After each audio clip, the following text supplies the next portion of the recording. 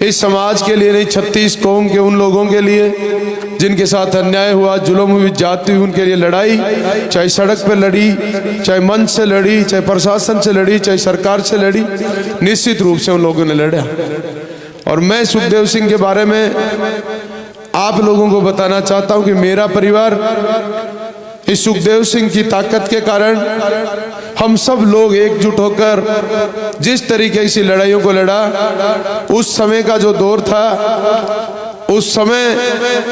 हमारे इन लोगों के बीच खड़े होने के लिए जगह नहीं होती थी,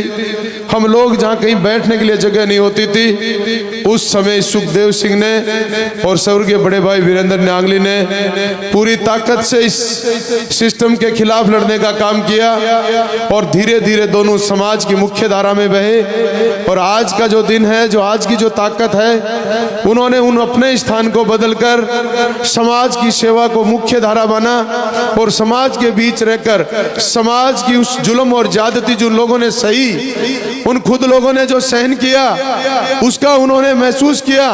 उन्होंने वो जनता का लिए भी महसूस किया और इसलिए उन्होंने उस लड़ाई को मुख्य धारा में लाकर ये महसूस करते हुए लड़ा कि हमें इन गरीब शोषित पीड़ित लोगों की लड़ाई को लड़ना चाहिए। जब सुखदेव सिंह इस मुकाम पर पहुंच गए कि पूरे हिंदुस्तान में उनकी छाप हो गई, पूरे हिंदुस्तान में उनका मुकाबला करने वाला कोई नहीं रहा, तो ये षड्यंत्र रचा गया, चाहे सरकार के माध्यम से रचा गया, चाहे प्रशासन के माध्यम से रचा गया और चाहे कुछ लोगों के षड्यंत्र के द्वारा सुखदेव सिंह को जिस धोखे से हमारे बीच से छीन लिया। मैं तो कहना चाहता हूं कि ऐसे शख्सियत को जिन्होंने इतनी बड़ी मुकाम हासिल करने के बाद हमसे छीन लिया, उसकी पूर्ति हम कोई नहीं कर सकते,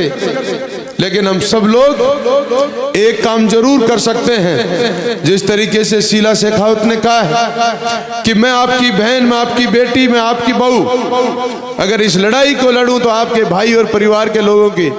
जब जब भी हिफाजत की जरूरत हो, आप ताकत से साथ खड़े रहे और हमारे सारे संगठन मिलकर इस ताकत को हम आगे बढ़ाना चाहेंगे, तो निश्चित रूप से उनके पद चिन्हों पर हम चल सकते हैं। हम उनके तरीके से तो नहीं कर सकते, लेकिन उनके पद चिन्हों पर चलकर इस हिंदुस्तान में इस समाज का जिस गौरव बनाया, उस गौरव को फिर वापस हम बना के रख सकते हैं। इसलिए भाइयों, आप सब लोग, ये सामाजिक जो संगठन हमारा और जिस तरीके से हमारे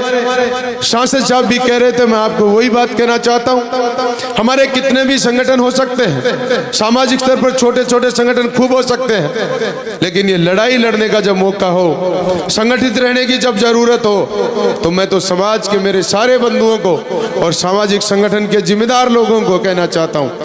एकजुट होकर एक संगठन ताकतवर बनाइए। हम सब मिलकर उस संगठन को आगे बढ़ाने का काम करेंगे, हम सब मिलकर उस संगठन से लड़ाई लड़ेंगे, हम सब मिलकर इन सरकार और प्रशासन को, लोगों को हमारे संगठन की बदौलत ये बताने का प्रयास करेंगे कि हमारा समाज ताकतवर है, संगठित है और साथ लेकर मुकाबला करने में हम हिम्मत रखते हैं। और सरकारों की भी आंखें खुलनी चाहिए, उनको भी ज्ञान होना चाहिए कि समाज जिस तरीके से आप लोगों ने सोच रखा है कि समाज में संगठन नहीं है, ये समाज संगठित नहीं है या हमारी जरूरत महसूस नहीं करते, ये जरूरत महसूस करानी पड़ेगी। चाहे कोई भी सरकार हो, हम संगठित होकर सरकारों को झुकाने का काम कर सकते हैं। सरकारें बड़ी नहीं है, समाज अगर ताकत से और संगठित रहेगा तो सरकारें झुक जाएंगी।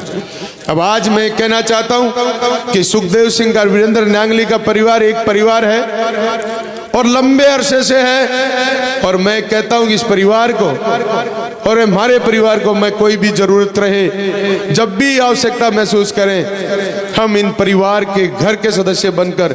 इन परिवार की ढाल बनकर काम करेंगे, ऐसा मैं आपको विश्वास दिलाता हूं। और भाई सुखदेव सिंह जी को फिर से मैं श्रद्धांजलि, श्रद्धासुमन अर्पित करते हुए आप लोगों से फिर आग्रह करूंगा, संगठन को मत टूटने देना, संगठन को मत रुकने देना, क्योंकि संगठन टूट जाएगा, संगठन रुक जाएगा तो फिर सुखदेव जी को सच्ची श्रद्धांजलि नहीं बचेगी साथियों। और संगठन बच जाएगा,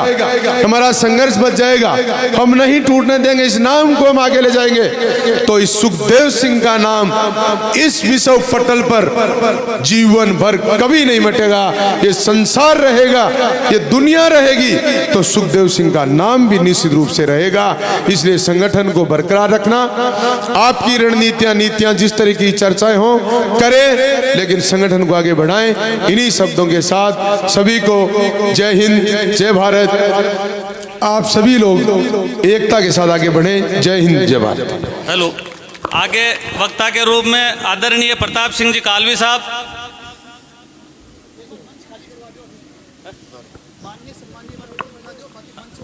ठीक, आदरणीय कालवी साहब।